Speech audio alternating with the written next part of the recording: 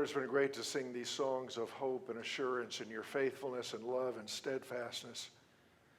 We need that.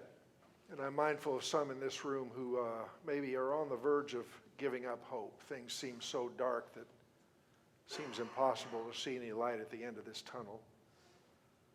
For those who don't have much assurance, I pray that you would especially minister to them today. But for all of us, Lord, may we leave here with greater confidence in you, in your plan, in your persistence. May we leave with greater hope, we pray in Jesus' name. Amen. You may be seated, and we'll dismiss the children, it looks like, Children's Church.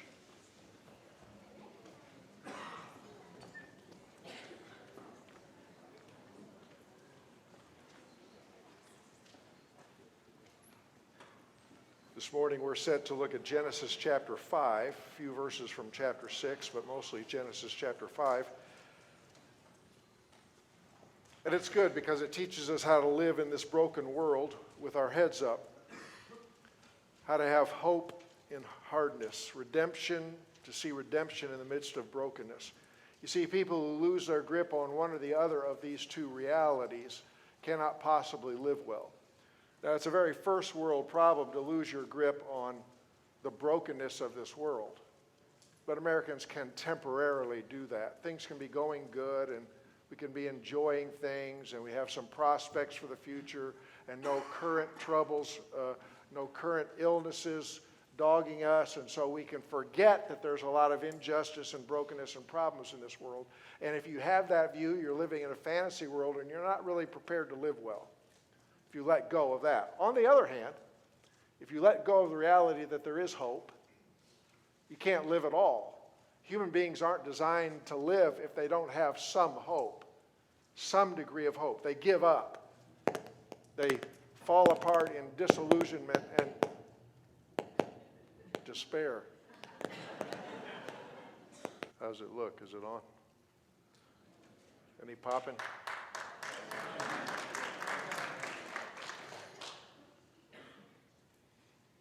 Anyway, don't let go of either realities of brokenness or hope. If you do, you can't live. That's where we were. And this passage, Genesis chapter 5, explains all this, gives us insight on the causes and manifestations of brokenness as it teaches us how to see hope. It does this with, of all things, a genealogy as the masterpiece.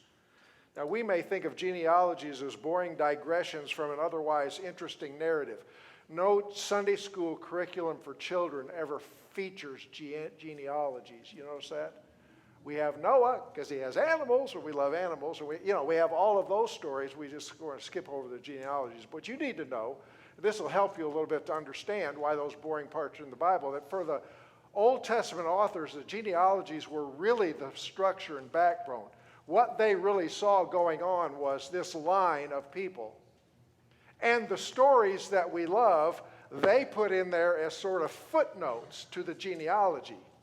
That's the way they sort of look at it. Now, admittedly, the Noah narrative, chapter 6, 7, and 8, and 9, is kind of a long footnote. It is. But the structure of these genealogies is really what the whole thing is built on. And Moses thinks it's pretty important. So the introduction to the genealogies in chapter 5, verses 1 and 2, and then there's this transitional passage after it, the first few verses of chapter 6, that lead into the flood story. But the root of it is this genealogy. Now, what I'm going to do is I'm going to read this genealogy. I'm going to try to read it fast because it'll make the point better, actually, if I read it fast. So verses 3 through 32 of chapter 5. Now, don't get bored. And I'm going to ask you at the end of it, what strikes you from these? What draws your attention? What do you see here? So pay attention, because you're going to see some things that stick out to you in this genealogy. I'm going to ask a few of you to share those things, just to demonstrate that we all are actually seeing these things in the passage, beginning with verse 3. When Adam had lived 130 years, he had a son in his own likeness. That is way late to be having children. Anyway, different day. When Adam lived 130 years, he had a son in his own likeness, in his own image, and he named him Seth. After Seth was born, Adam lived 800 years and had other sons and daughters. Altogether, Adam lived 930 years, and then he died. When Seth had lived 105 years, he became the father of Enosh. And after he became the father of Enosh, Seth lived 807 years and had other sons and daughters. Altogether, Seth lived 912 years, and then he died. When Enosh had lived 90 years, he became the father of Kenan. And after he became the father of Kenan, Enosh lived 815 years and had other sons and daughters. Altogether, Enosh lived 905 years, and then he died. When Kenan had lived 70 years, he became the father of Mahalalel. And after he became the father of Mahalalel, Kenan lived 840 years and had other sons and daughters. Altogether, Kenan lived 910 years, and then he died. When Mahalalel had lived 65 years, he became the father of Jared. And after he became the father of Jared, Mahalalel lived 830 years and had other sons and daughters. Altogether, Mahalalel lived 895 years, and then he died. When Jared had lived 162 years, he became the father of Enoch. And after he became the father of Enoch, Jared lived 800 years and had other sons and daughters. Altogether, Jared lived 862 years, and then he died. When Enoch had lived 65 years, he became the father of Methuselah. And after he became the father of Methuselah, Enoch walked with God 300 years and had other sons and daughters. Altogether, Enoch lived 365 years. Enoch walked with God. Then he was no more, because God took him away. When Methuselah had lived 187 years, he became the father of Lamech. And after he became the father of Lamech, Methuselah lived 782 years and had other sons and daughters. Altogether, Methuselah lived 969 years, and then he died. When Lamech had lived 182 years, he had a son. He named him Noah and said, "He will comfort us in the labor and painful toil of our hands, caused by the ground the Lord has cursed." After Noah was born, Lamech lived 595 years and had other sons and daughters. Altogether, Lamech lived 777 years, and then he died. After Noah was 500 years, he became the father of Shem, Ham, and Japheth. Okay, what sticks out to you? I'm going to ask you to raise your hand, because if everybody starts talking, I won't be able to hear you. Somebody raise your hand. What sticks out to you? Don't overlook the obvious things. We need to name all the obvious things. Okay, what sticks out to you from this thing? Okay, Dave. Long lives, lots of years, sticks out. Good. How many of you saw that? You noted, oh, those are long times. Okay, what else? What else did you see? Dan? What? Enoch. He breaks the pattern in a couple different ways, maybe, right? And it really sticks out. Good. Somebody else.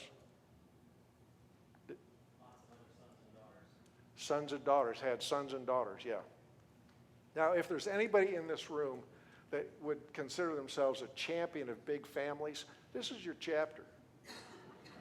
Just saying. Somebody else, Dave? No, they named 3. Yeah. Instead of, this guy had a son who had a son who had a son, to get to know it, he had 3 sons.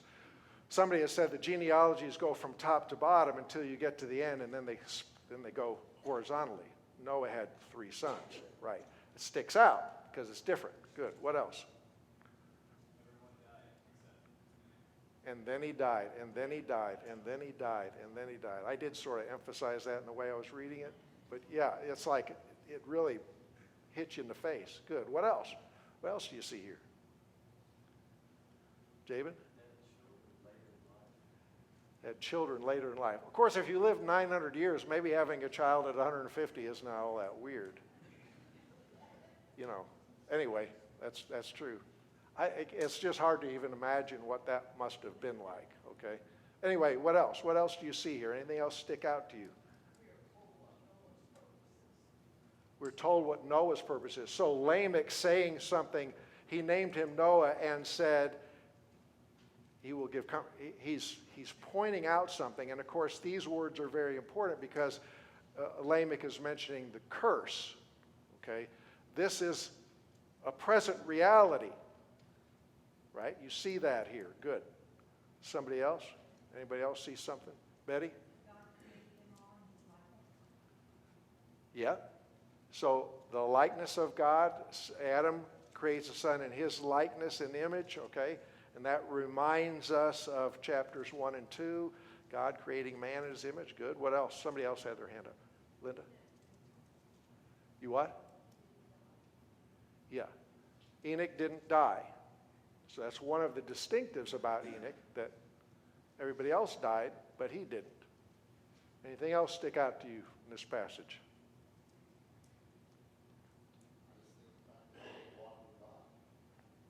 You walked with God. Good. Enoch walked with God. Any other? Celeste? I noticed that Adam had Seth, but he also had the other two sons. Yeah. Yeah.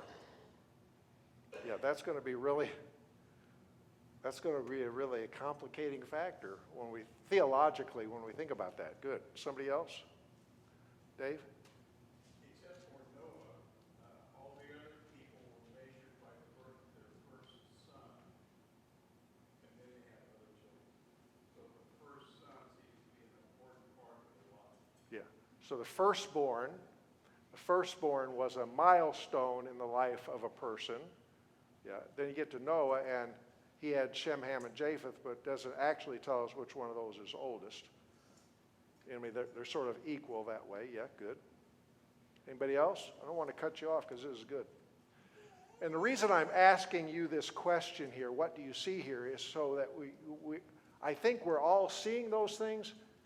Those are really there. And all these things you named are in a genealogy, and all of them matter. So there is actually a lot of important things that can be seen in the genealogy, and I just want to point to a few of them. So here's some observations. I'm just going to try to categorize some of what you said. Number one, there's a consistent pattern. So you read this, and it's just sort of an interchange of names and numbers in that pattern going all the way to Enoch. But what that does is it makes Enoch's case stand out. As if Moses, the human author, and God, the divine authors, wanted to say, hey, I want to make a point about Enoch that you're not going to get. Because what did Enoch do? What did he accomplish? Well, he walked with God, which is a phrase, and then he was no more. So you might overlook that if you know you're already reading a religious book.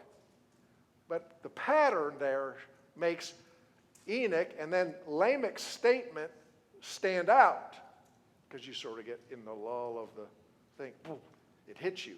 That pattern is important. The long lifetimes that you mentioned, we're going to say more about that later. But these people, particularly these people, lived a long time. Number three, death sticks out in this. You understand? And then he died, and then he died, and then he died. Except for the one who doesn't, right? So somebody doesn't die. Now stop and think about where this chapter is. We had 2 chapters of paradise, chapters 1 and 2, Garden of Eden, right? Then the wheels fell off in chapter 3, resulting in chapter 4, where we have a guy killing his brother, running from God, and creating a line of human beings who, by the time they get to Lamech, is celebrating the fact that he got revenge on his enemy and killed a guy. So it's like, okay, this is all gone bad here. So if there's anything good going on, if there's any hope, this would be a great time for us to see it. In fact, this genealogy parallels the one in chapter 4, which is very short and terse. Verse 17 of chapter 4. Cain lay with his wife. She became pregnant, gave birth to Enoch. Cain was building a city, and he named after his son Enoch. To Enoch was born Irad, and Irad was the father of Mehujael, and Mehujael was the father of Methushael, and Methushael was the father of Lamech. That's a genealogy. That's Cain's genealogy. Whereas chapter 5 is Seth's genealogy. And they are meant to contrast. Did you notice the similarities in the names? There is an Enosh in both of them. There is an Irad in Genesis, which in Hebrew is only slightly different from Jared in chapter 5. There is a Mehujael, which looks a lot like Mahalalel, and there is a Methushael, which looks a lot like Methuselah, and there is a Lamech in both of them. And Lamech, the last in the line, has 3 sons. There's 7 generations ending in 3 sons in chapter 4. There's 10 generations ending in 3 sons in chapter 5. The writer is telling you, I'm comparing 2 genealogies.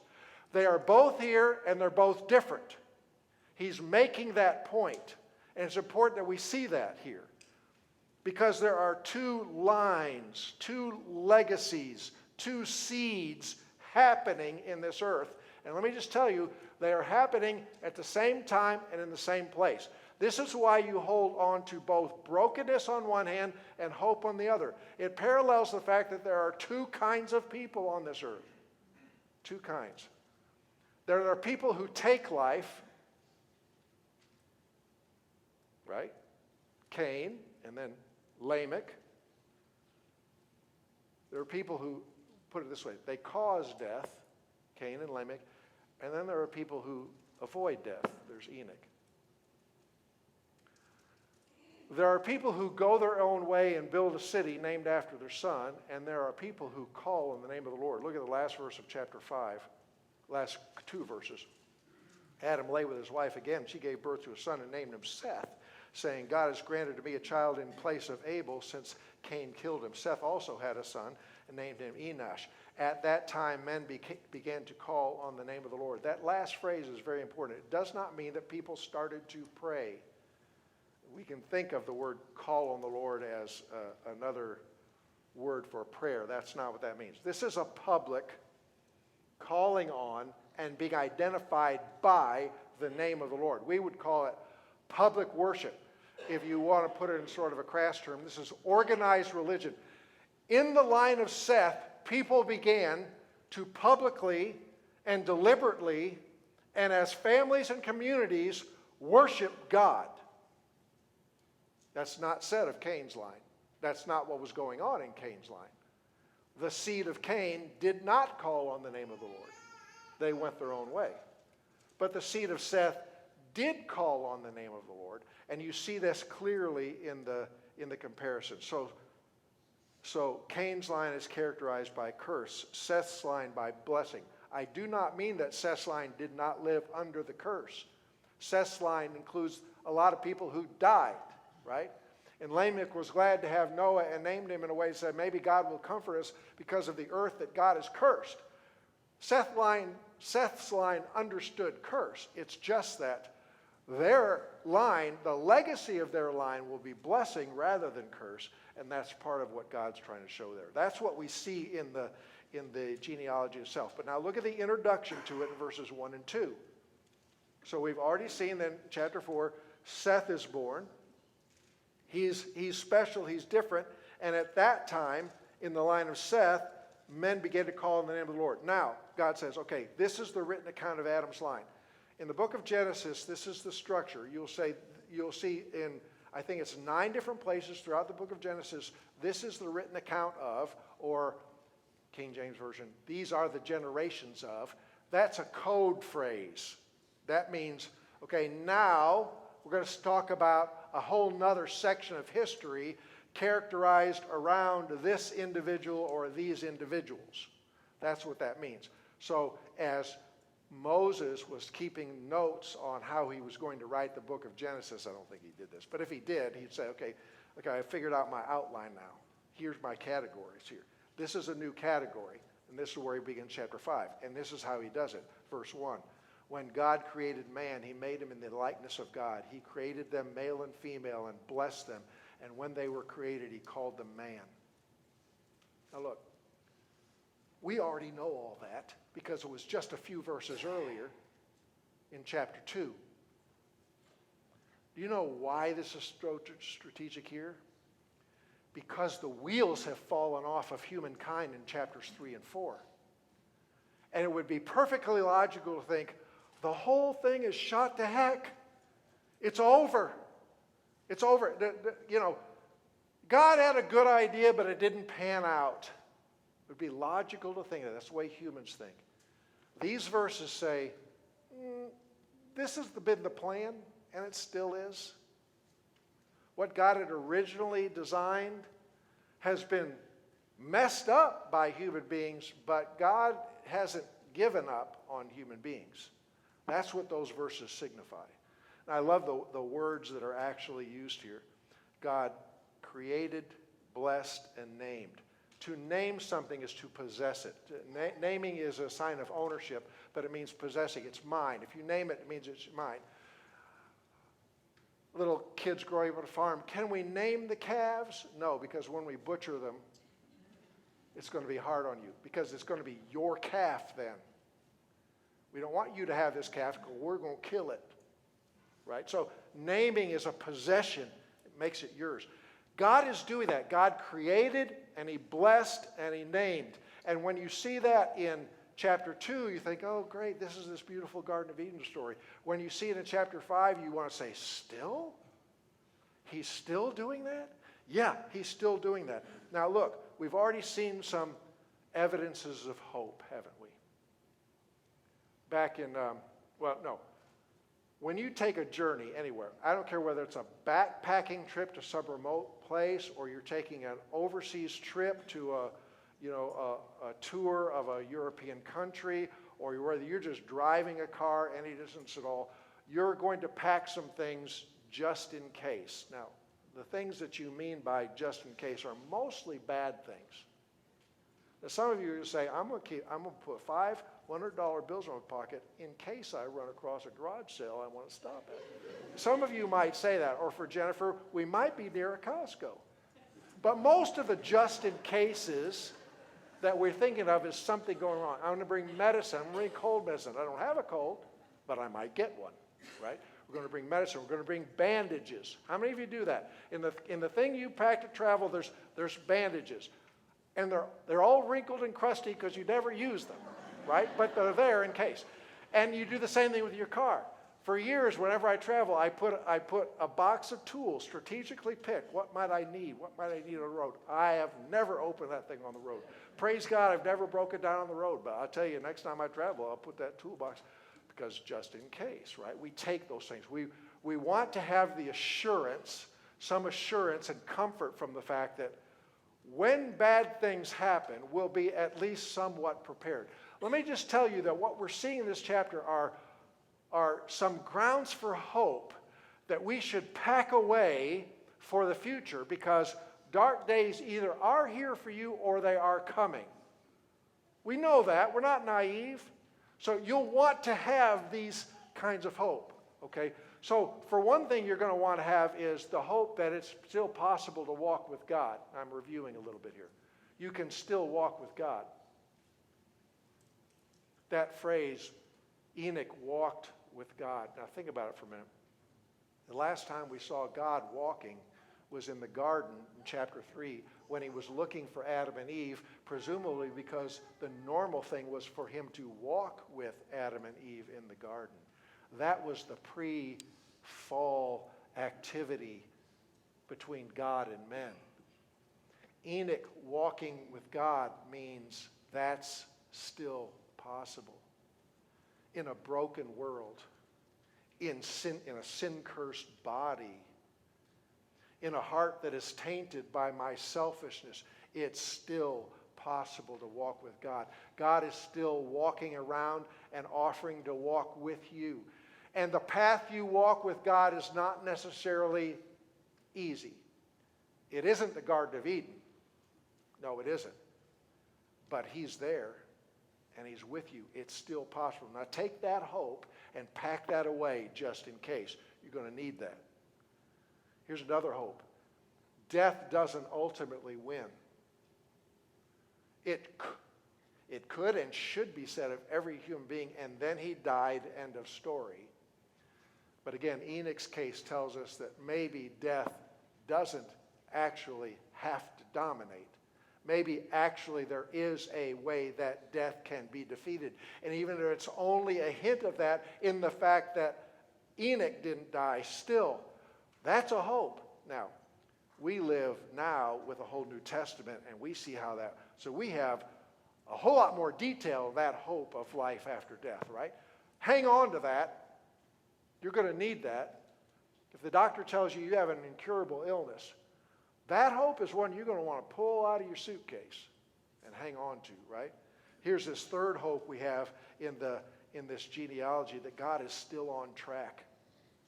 God is still on track. No matter what you do or don't do, no matter how you failed or the people around you are failed, no matter how broken the world is, God is undeterred in his plan to create, bless, and possess human beings. And I want you to know you're sitting in a room full of people who are that. This is a room full of people. I don't know about every individual, but there's lots of individuals in this room who have been created, blessed, and possessed by God. See, God is still doing it. He's still doing it. God is on track. I want you to believe in the tenaciousness of God. I want that to be your hope. Most of you have had a dog or you've played with a dog, and usually these dogs are the ones with the big faces, but you give them a toy and they latch onto that, they're pulling, that's how dogs like to play. But if you're strong, if you can pick that up, and that dog, have you ever done this? The dog's hanging on. He's dangling in the air. He ain't letting go, right? And you kind of marvel at that son. Let me just tell you, God is a bulldog with his plan to create, bless, and possess human beings. And our sin and our stupidity is not big enough to knock him off track or to get him to quit. He just isn't going to quit that. He isn't. Take that hope and pack it away just in case. We see that here in this introduction. Then we see the aftermath, chapter 6, verses 1 through 4. This is kind of a transitional passage. This gets us from what is fairly clear at the end of chapter 5 to the flood story, okay? And it's sort of transitional. Now let me just first of all confess to you that there's a lot about the first 4 verses of chapter 6, and maybe even the first 8 verses of chapter 6 that I don't understand. I've studied a lot, but I take comfort in this, that when I read the scholars who are way smarter than me, they don't get it either. I mean, they have different views. So what I'm going to do is I'm going to tell you what I believe to be said in this passage, which is simply the most obvious thing. By the way, always default to the most obvious thing. Always do that. If you're not sure, just sort of take it at face value and then move on. So that's what I'm going to do. Because this is a little bit weird, but it fits the genealogy. Look what it says. Chapter 6, verse 1. When man began to increase in number on the earth and daughters were born to them, the sons of God saw that the daughters of men were beautiful, and they married any of them they chose. Then the Lord said, my spirit will not contend with man forever, for he is mortal. His days will be 120 years. The Nephilim were on the earth in those days, and also afterward, when the sons of God went to the daughters of men and had children by them. They were the heroes of old, men of renown. These are just weird verses. Here's what I think this is saying. In light of the fact that he just made a big point of a contrast between 2 lines, 2 genealogies, I think the sons of God and the daughters of men are a poetic way of talking about Seth's godly line and Cain's ungodly line. I don't mean that women are ungodly and men are godly. Everybody in this room knows that's not true, right? I don't mean that. I think that's why it's a poetic way of saying the sons of God.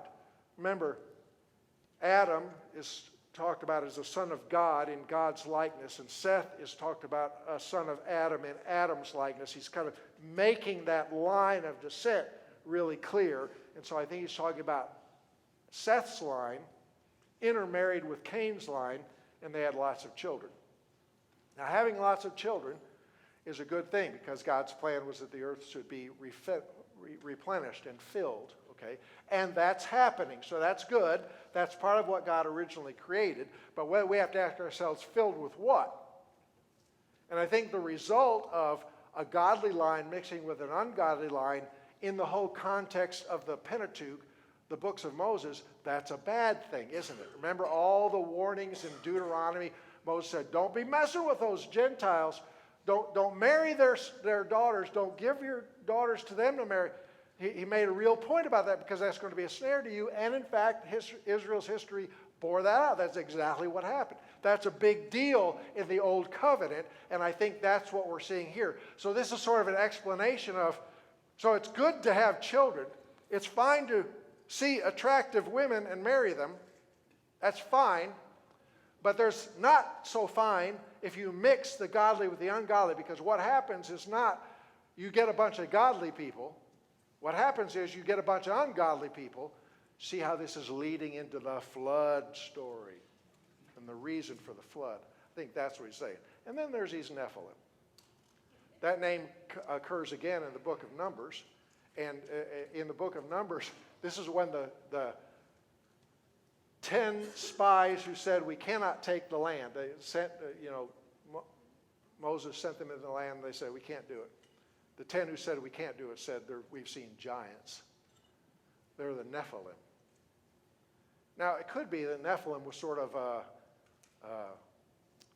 mythical characters of history, and so they use that as, they were the Marvel action heroes, or I don't know. They were heroes, men of renown, it says here. Whatever they were people who made a name for themselves. This is going to be very important when you get to chapter 10 and 11, the Tower of Babel. People who wanted to make a name for themselves, right? That's not really a good thing. Celebrityism is not generally healthy. That's just my own view. I think this is kind of what this is saying there. But at any rate, people began to distinguish themselves somehow. Now maybe Seth's line are distinguishing themselves because they walk with God and they call upon the name of the Lord. And here's the list of 10 of them. We're remembering that maybe they were notable people, right? So I'm not exactly sure what this means. By the way, that the Lord said, my spirit will not contend with man forever. If he is mortal, his days will be 120 years. That's sort of a weird thing. My spirit will not remain with mankind forever because he is flesh, is literally what it says. His days will be will number 120. I think God was saying, going forward, people aren't going to live forever. We already knew that from chapter 3, right, where they were kicked out of the garden. And the day you eat of it, you will surely die, meaning death will begin to take a foothold in your life and it will result in death. And God says, I'm going to tell you now what you can expect 120 years. I think the reason this is there is to show you that all the people we read about in chapter 5 were unusually blessed with unusually long lives. And remember, again, in the Old Testament, a long life was seen as an evidence of the blessing of God. We see it that way too, right? But I mean, I think that 120 years was to say, God preserved these people who called on his name, who worshiped him. God preserved them extra long because they were going to be going against the flow of the rest of the human race, chapter 6, the rest of the human race. Only evil, right? The whole Noah story. That's what we see here. But we have to skip down to verse 8 of chapter 6. So we've already been introduced to Noah in chapter 5. In verses 5 through 8, God has given the reasons why for the flood. God was grieved that he made. God isn't repenting as in I made a mistake. God is saying his heart is broken. God is heartbroken about what's going on in the earth. And the whole thing about why God decides to send the flood and destroy the earth is what you're going to hear about in the sermon next Sunday. I don't know who's preaching that. I don't know, but that's what the story is, so I'll let him take care of that. But you have in the midst of this horrendous foreboding statement, but Noah found favor in the eyes of the Lord. Noah found it. He did not earn it. God grants favor. He does not pay it. God doesn't owe anyone his favor for who they are or what they have done. God gives it because God is gracious. And the New Testament word for this word translated here, favor, would be grace. What you see is a gracious God. Now you say, wait a minute, Noah, we're going to read it in a few more verses. Noah was righteous in his blameless, righteous in his generation, and he walked with God, is a notable feature. But notice those things are mentioned after it says that Noah found grace in the eyes of the Lord. And the only way to understand what's really happening in all of this is to see that grace always precedes goodness. If you see anybody, any human being who exhibits goodness, it's because God's grace has already been revealed to them. So follow the rest of the book of Genesis. Everybody that God chooses to use are people who are completely ignorant of him until God burst it into their consciousness in some unusual way where they just had to bow before him. And if he had not done that, they would not be worshipers of God at all. God always acts first out of his grace. It is sovereign grace. It must be sovereign grace to be grace.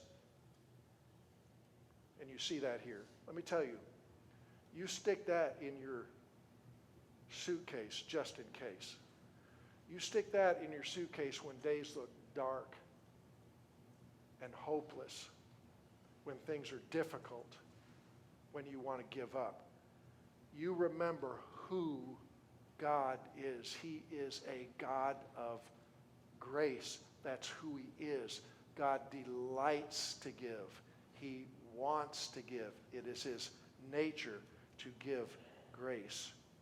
Put that in your suitcase for the future. So here's the things we have put in our suitcase just in case. If we and when we do come upon those dark days, those hopeless days. Number one, the knowledge that you can still walk with God. Number two, the reality that death is not the winner in the game of life. Number three, the assurance that even if the wheels fall off of our dreams and plans, they have not fallen off of God's. He is still pursuing his original intention for the flourishing of mankind in a beautiful and healthy place, doing what humans were created to do and delight in. That's what the original vision for humanity was, and God is still pursuing that. In fact, he is successfully accomplishing that in the lives of people that you know and perhaps are sitting next to this morning. God is still on track. Number four, keep this reason for hope. That all of the above is true because God and always will be fundamentally a God of infinite grace. God looks with favor on people not because of their worthiness, but in spite of their unworthiness, because that's who he is. You know, Moses wrote this, right? Moses,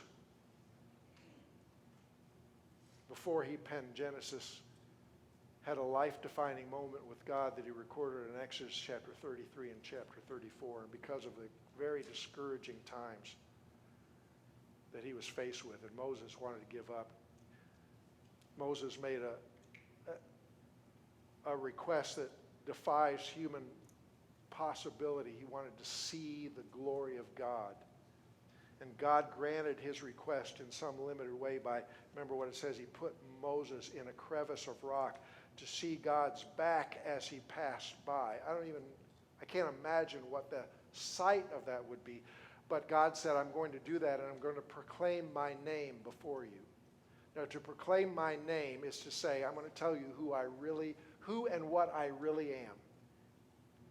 Imagine God saying to Moses, I'm going to tell you who and what I really am. That's what it means to proclaim my name. So it happens in chapter 34. God proclaims his name, and this is the words that Moses heard. Listen, Moses heard God proclaiming, the Lord, the compassionate and gracious God, slow to anger, abounding in love and faithfulness, maintaining love to thousands, and forgiving wickedness, rebellion, and sin. Yet he does not leave the guilty unpunished. So there is justice. So there really is human guilt that must be dealt with.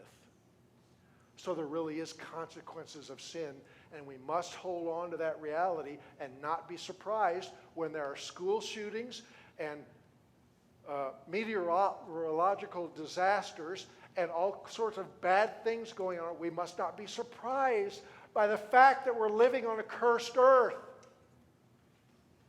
But please hang on to who God is. Gracious, compassionate, forgiving. Listen, forgiving wickedness, rebellion, and sin.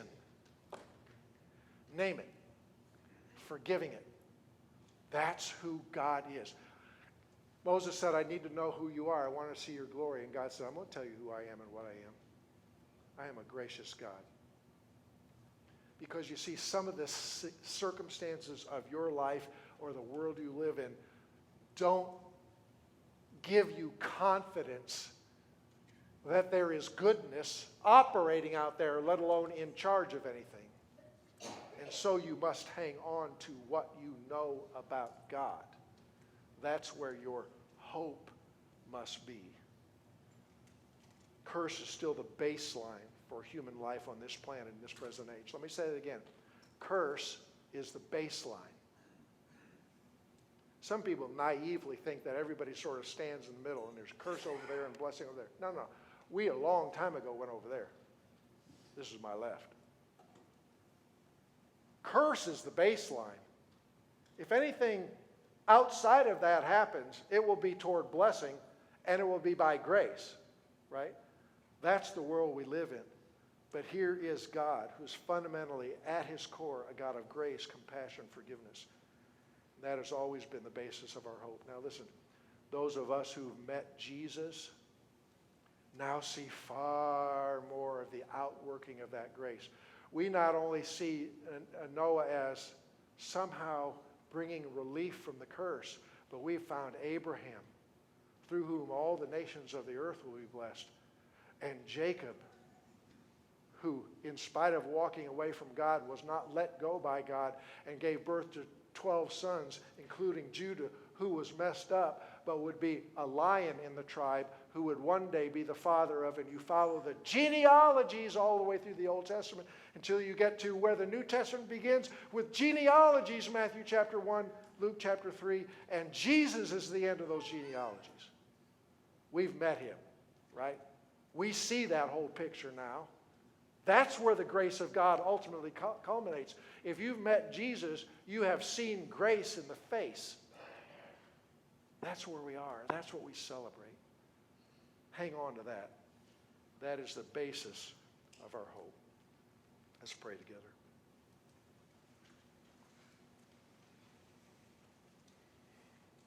Lord, give us grace never to let go of these realities. We'd love to let go of the reality that this world is broken. We lived in a cursed earth and in frail and mortal human bodies. One day we will let go of that. One day you're going to reverse all that curse, all of it. But today, Lord, we must hang on to that. We must accept it. We must see that as part of our present lives. But help us also, Lord, to hold on to hope. Not hope as in wishful thinking.